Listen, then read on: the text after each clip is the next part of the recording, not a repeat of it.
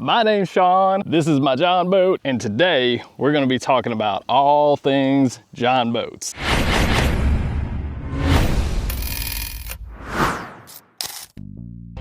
So several of y'all have commented asking for me to do a video on my John boat. How did I modify it? How did I do the storage? And what does it really cost to turn a John boat into a bass catching machine? We're gonna be talking about it all in today's video, so stay tuned. All right, so we're just gonna start with the front and work our way back.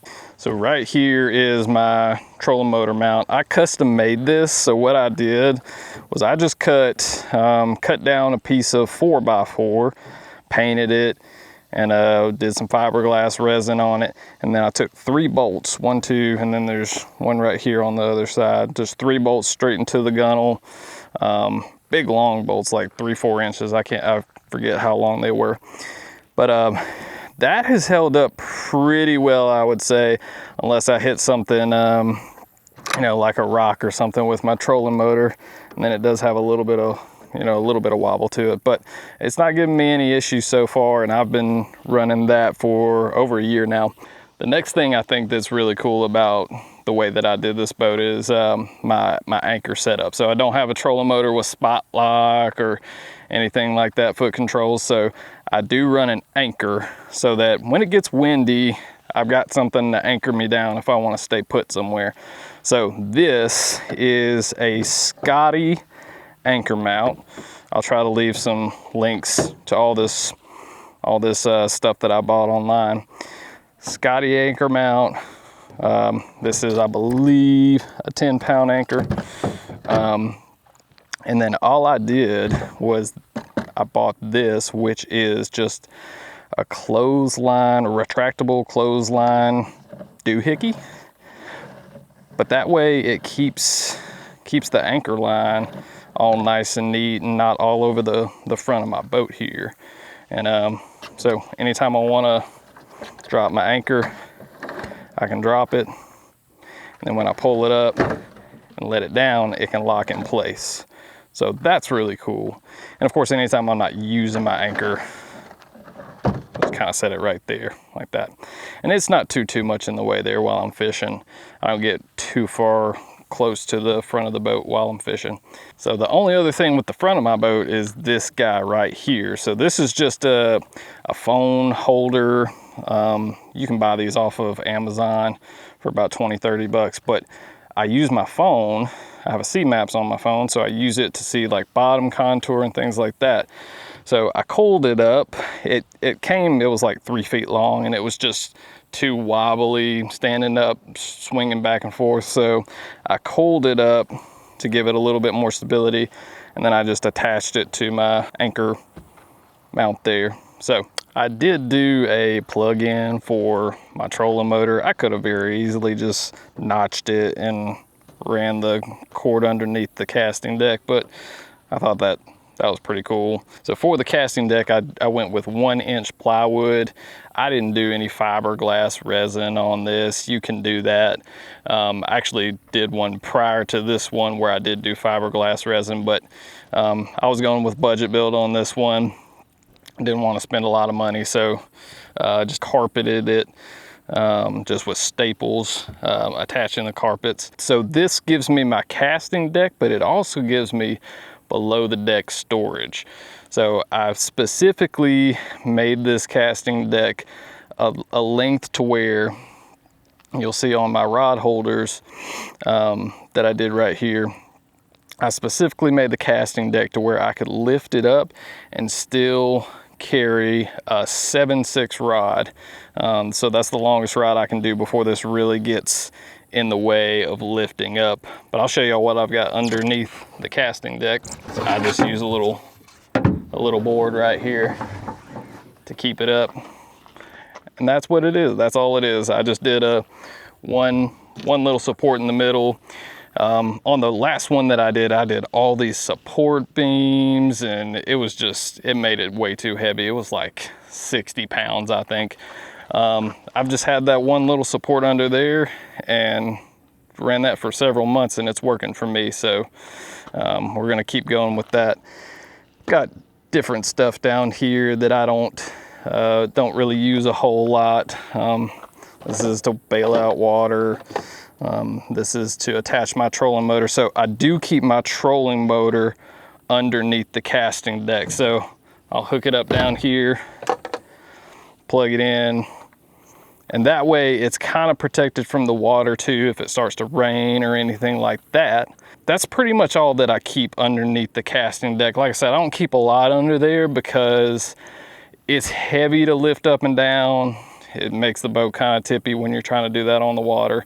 So I try to keep stuff underneath there that I don't really use that often. So the battery that I run on this thing has made a tremendous difference. This is a Li-Time 12 volt, 50 amp hour. And guys, if you have not got yourself a lithium battery yet, you gotta try it out. I was using a lead acid battery. That thing weighed 50 pounds and it was just weighing down my boat. This right here I think is 11 pounds. So a huge upgrade in terms of weight, especially when you're fishing out of a John boat. Reducing weight is the name of the game. So this thing runs all day long. I mean, I'm out on the water 12, 13 hours a day and have never had an issue with it. It's got the app that connects Bluetooth to your phone, so you can always check where you're at as far as battery power. It's a cheaper lithium battery, but like I said, I've not had any issues with it now for, I think I got it on my birthday, so now it's been 3 months. No issues with it at all. If you're looking for a good budget lithium battery, look at Li-Time. So coming forward, I do have my rod holders on each side, and this is the thing that I think makes this boat the most unique to me, is that it's got rod holders on both sides. So I think I can fit, I mean, I've got 4 on that side. I could probably squeeze one more. So you could probably fit 8 to 10 rods on the deck, quote unquote, in a 12-foot John boat. So that's a lot of rods. Like I said, I made these to where they were long enough to hold a 7/6 rod at the most without really flipping over it, my casting deck in the front. This right here is a tackle webs bag, and I love my tackle webs bag. I keep things in there like my pliers and my scales. I love my tackle webs bag, but I don't like where I put it in this boat, because as I'm stepping up and down off the casting deck, I'm constantly just catching my toes. So if I had to do that again, I'd probably relocate that somewhere different on the boat. So underneath here, I put a little, I mean, you can't see it, but I put a little attachment to hold my paddle, and that just stays right there out of the way. That's the big thing that I tried to do with everything that I did with this boat, is keep the interior of it as clean as possible, so I'm not constantly stepping on things and tripping over things. I do have my tackle bag right here, kind of up underneath that rod holder, and that's really the only thing that I have in the floorboard of the boat. Underneath here is where I keep, so this is soft plastics. Underneath here, I keep a lot of my hard baits. So I bought this off of Amazon, and I bought it specifically for the dimensions of fitting underneath this bench. So if you're planning on doing this with your boat, you kind of just got to measure and find a box that will fit for the dimensions that you need depending on your bench size. But I keep all my hard plastics in there, a lot of my top waters, all of my hooks and weights, and all that goes right there. And all I did, guys, is I just cut out a big enough piece out of the bench there, and that does weaken the bench itself a little bit. So you'll notice I put plywood on top of here that goes from side to side, just to keep it, keep it rigid. And so that's where I store a lot of my hard baits, underneath my bench there. And then the other thing this piece of plywood right here serves as, so it served as a way for me to mount, but I mounted my seat here all the way through these couple pieces of this plywood and this 2x4 with bolts so that I don't have to take my seat on and off every time I get to a boat launch. So that's pretty nice, and it keeps it more steady. So this is just another one of those phone holders that I got off of Amazon. You'll notice with this one in the front and that one here, I have a wrapped around, coiled around little chargers. So I just have a couple of portable battery pack power banks. I'll show you how this one works in the front. So this is really cool. This is called a Ready Hour power bank, and it's solar on top. So I leave it on my boat deck right there. Just plug it in like so. And I've got little Velcro strips on the back here. So it Velcros down to my carpet. And the cord somewhat like that out of the way. And there's where I can plug in my phone right there when I have my phone mounted here. So same thing in the back. I've got it coiled up, and then I'll keep an extra power bank down there in the box, in the storage box. But it just makes it so much more convenient, since I am running my phone a lot during the day, guys. I run my phone for my GPS. I've got a Sea Maps app that I use to see bottom contour. So it keeps my phone from dying while I'm out there on the water, since I'm having to use it and rely on it a lot. But that's how I did that. These just, are like screw pressure lock things, and I'll leave those on even when I'm like running down the road. I'll run down I-65 and they have never come off. So keep my cooler with drinks and my lunch back here. I've got my gas tank in case I need to fill up, and then I've got my motor. So I run a Mercury 3.5 4-stroke. This boat is rated specifically for 3 horsepower, so I didn't want to go much above that. This is a Mercury 3.5 4-stroke. I can get, if I'm running pretty light and the wind on my back, I can go anywhere between 8, 9, sometimes 10 miles an hour with that Mercury 3.5. If I'm going against the wind, I've got a little bit heavier setup, then I'm more around 7, 8 miles an hour. So that's pretty much it, guys. It's nothing fancy. Like I said, I did this as a budget build, so I tried to keep the cost of it as low as I could. If I were to do anything different on this, I think I would just upgrade the wood to aluminum, because it's going to make the boat lighter, which in theory should make it run a little bit faster, and it'll be a little bit more waterproof. I mean, it'll be completely waterproof. Some of the decking, especially on the rod holders, is starting to warp a little bit, but that's okay. I didn't intend for this to last a long time. Really just intended for it to last this season, and then next season I've got some ideas. I may do an upgrade on this boat. We'll see. All right, so let's talk about costs, because that's what y'all really want to know, is how much does it cost to modify a John boat into a bass boat. First of all, the boat itself. This is a 1232 low. I actually got this boat from my granddad. He passed away a couple years ago. He left it to me, so I was super fortunate. And it's something that's real sentimental to me. And you couldn't buy it from me. You couldn't offer me enough money. It is what it is. But a 12-foot John boat, you're probably looking at brand new around $1,000. But guys, go look on Facebook Marketplace, ask around your neighborhood. I mean, there's tons of John boats out there that are just sitting there rotting. You may have to put a little bit of work into it. I had to fix this John boat up, but it'll mean something to you. It really will. And you can probably find used John boats out there for $500-600. So be resourceful when it comes to this. The idea of a John boat build is not to have the newest and best everything. You're trying to keep costs down.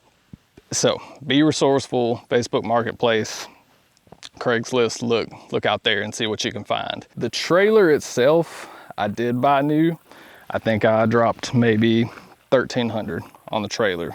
So that was one of the more expensive purchases that I made for this. Trolling motor, I've got the most basic Minn Kota Endura trolling motor, 30-pound thrust you can get. So that's gonna run you about $100. Battery, like I talked about, the lead time battery, so I want to say it was around $200. It was under $200 for that, 12 volt, 50 amp hour lithium battery. That is something that I would invest the money in. Like I said, I had a lead acid battery before and it was just too doggone heavy, and it still costed $100. So if you have the little bit of extra money, invest that into a lithium battery. And then the only other real big cost associated with the boat itself is the motor. So I think I spent another $1,300 on this. I did buy it brand new, but you can find these, like I said, on Facebook Marketplace, Craigslist, those sorts of websites used for, $700-800. So that's what I spent on the boat itself. Boat, trailer, trolling motor, outboard motor. So as far as supplies and accessories, we'll break that down a little bit. So the supplies to do the decking, I would give it a good $200-300, just being honest. The plywood and all the screws and all that, probably $200-300. The retractable clothesline thing, like $20. I got it at Lowe's.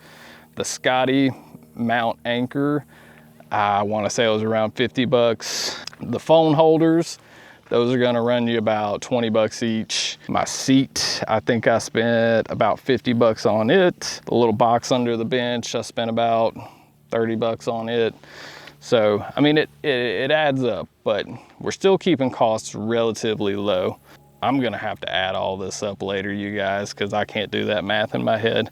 So it still costs a little bit of money, but if you're comparing that to the cost of buying a bass boat and maintaining a bass boat, it's really the most cost-effective solution that I've found if you want to get on the water and enjoy the time. And the other thing you have to think about is the maintenance on a boat. Guys, the maintenance on this is minimal. I mean, I gotta keep oiling the motor. I gotta re-grease the wheels every now and then. Other than that, the maintenance on it is really low.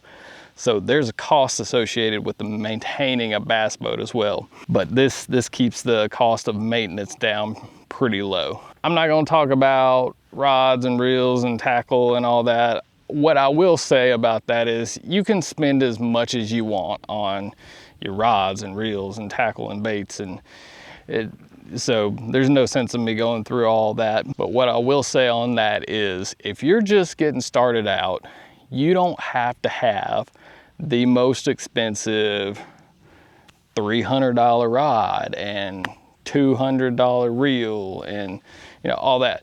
I literally started out with this right here, y'all, a $50 ugly stick and just some real basic tackle. And I'll tell you, that $50 ugly stick has caught the stew out of them. So don't think you gotta go buy all the most expensive rods and reels and tackle just to have fun. You don't. But yeah, I mean, overall, if you wanna get out there on the water, that's about what it's gonna cost you. Guys, I love my John boat. I'm not saying I wouldn't love a bass boat, and I'm not hating on anybody who's got a bass boat. If you got that, great. I'm proud of you. Keep doing what you're doing. But,